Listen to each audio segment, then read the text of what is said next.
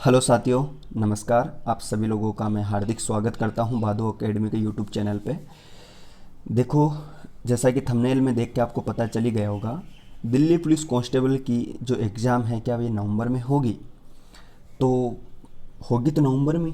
किसने कहा कि नवंबर में नहीं होगी?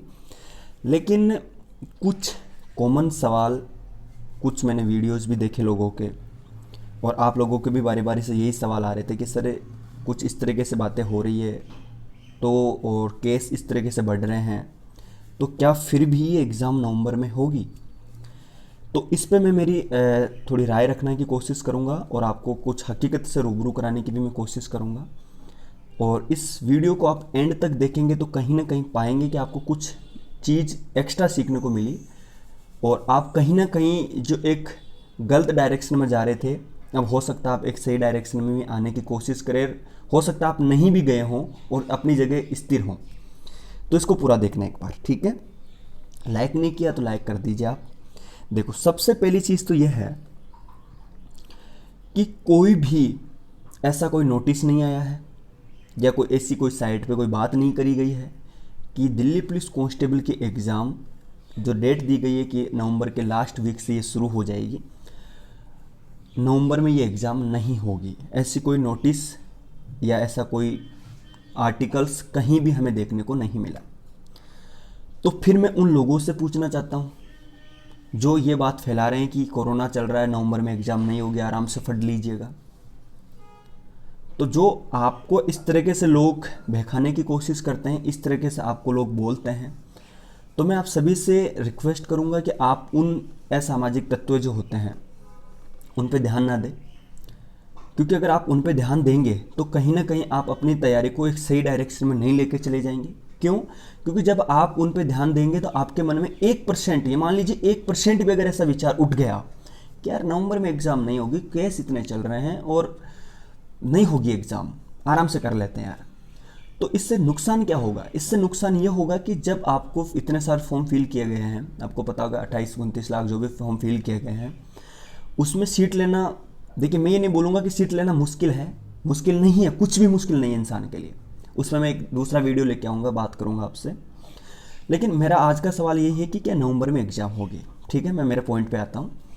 तो मैं आपसे एक ही रिक्वेस्ट करूँगा कि अगर आप थोड़ी देर के लिए आपके मन में ऐसा विचार आ गया कि एग्ज़ाम जो है वो नवंबर में नहीं होगी, तो मान लीजिए आप जो दिन रात मेहनत कर रहे हैं, जो एक आपने एक स्पीड डेवलप करी है, एक आपने एक रिदम हासिल किया है, थोड़ा सोचिए, अगर आपके मन में ऐसा थोड़ा बहुत भी विचार आया तो आपका वो रिदम डाउन हो जाएगा, आप में एक नेगेटिविटी फील हो जाएगी।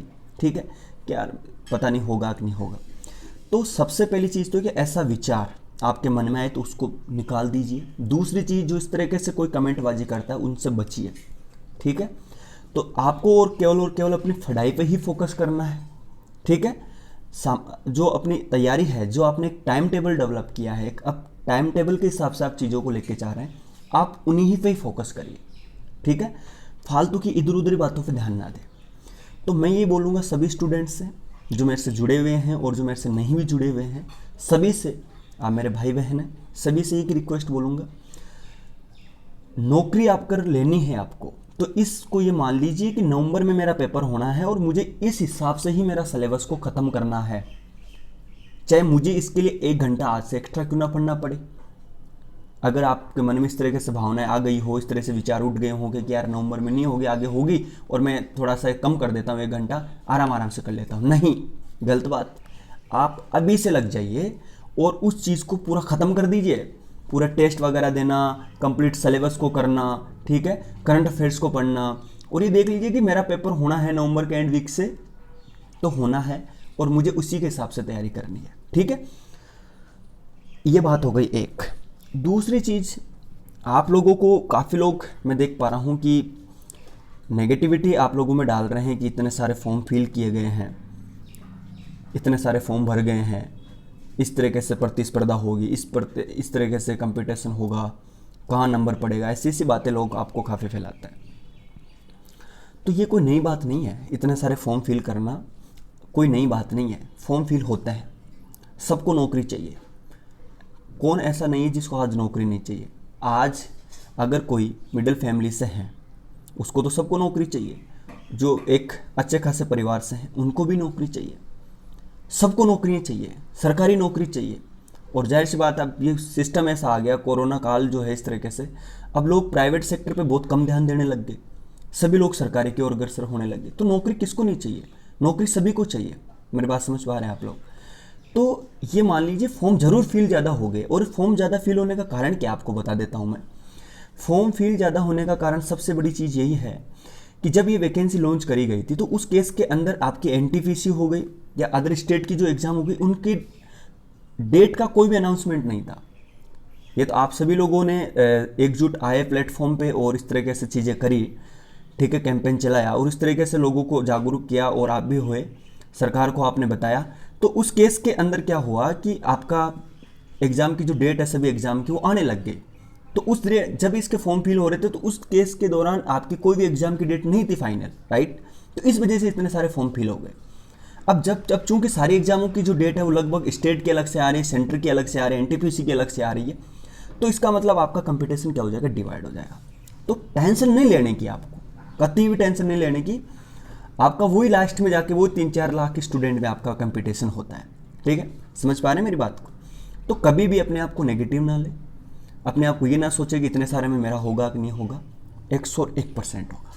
बस आप सही डायरेक्शन में मेहनत करिए, खुद पे भरोसा, भगवान पे भरोसा और अपने माता पिता की सेवा। मैं इसी पे सबसे ज़्यादा जोर देता हूँ। और एक सही डायरेक्शन में क्या पूछा जाएगा, क्या पूछ रहा, आज तक क्या पूछा गया है, एसएससी का क्या पैटर्न रहता है, एसएससी किस तरह से क्वेश्चनों को उठाती है, ये एक छोटी छोटी चीज़ें होती है जो आपको नौकरी लगाने के नज़दीक लेके चली जाती है, ठीक है। और ये एक इंपॉर्टेंट बिंदु होते हैं जिन पे आपको काम करना होता है, ठीक है। तो उम्मीद करता हूँ कि आपको मेरा ये ऑडियो जो है आपको समझ में आया होगा, और मैं आपको क्या कहना चाहता हूँ मेरी इस बात को आप अच्छे से समझ पा रहे होंगे, ठीक है। और जल्दी ही मैं आपको एक इम्पोर्टेंट स्ट्रेटजी के ऊपर कि इस कम समय के अंदर किस तरह के अपने आप को पॉजिटिविटी के साथ में मैनेज करें और किन चीज़ों पे थोड़ा सा ज़्यादा फोकस करने की कोशिश करें, जल्दी लेके आऊँगा। और चूँकि अभी मैं स्वस्थ पूरी तरह से नहीं हुआ हूँ, और चूँकि जल्दी में हो जाऊँगा और आप लोगों के सामने प्रस्तुत होऊंगा, बाकी क्लासेस सिस्टमेटिक तरीके से चली रही है और मैं समय समय पे आप लोगों के सामने होऊंगा, और एक बार पूरी तरीके से ठीक होने के बाद में आप लोगों के सामने हाजिर होऊंगा। क्लियर? तो उम्मीद करता हूँ कि ये मेरा ऑडियो आपको पसंद आया होगा, और आया है तो ज़रूर चैनल को अभी सब्सक्राइब करें और हमसे जुड़िए, और आपको आगे भी ऐसी अच्छी वीडियोज़ मिलती रहेगी, ठीक है। चलिए, धन्यवाद। जय भारत, वंदे मातरम।